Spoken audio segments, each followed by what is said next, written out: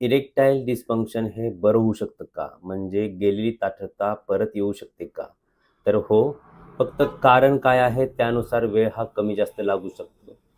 अगदीच काही दिवसांपासून ताठरता गेलेली आहे, वय देखील तितकंसं नाही, अति ताणतणाव आहे, वारंवार तुम्ही हाच विचार करत आहात, झोप ही व्यवस्थित होत नाही, अशा तात्पुरत्या कंडिशनमध्ये गेलेली ताठरता ही या गोष्टींमध्ये सुधारणा केली तर लगेच परत येऊ शकते. परंतु तुम्हाला ही समस्या गेली 6 महिने किंवा त्यापेक्षा अधिक कालावधीपासून जाणवत आहे.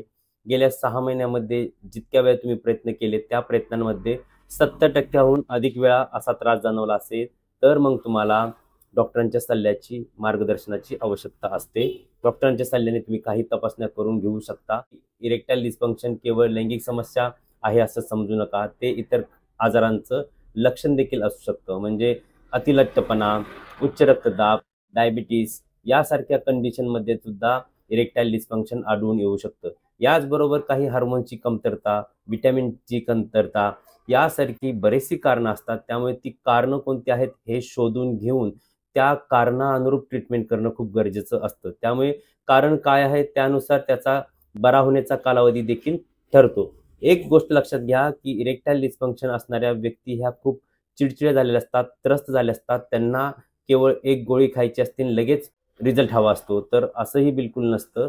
काही जणांना लवकर रिझल्ट मिळतो, काही जणांना उशिरा रिझल्ट मिळतो. परंतु तुमची सहनशीलता असणं खूप गरजेचं आहे. इरेक्टाईल डिस्फंक्शन संबंधी मी एक लाँग व्हिडिओ केलेला आहे. तो लाँग व्हिडिओ खाली देत आहे. तो लाँग व्हिडिओ अवश्य पहा.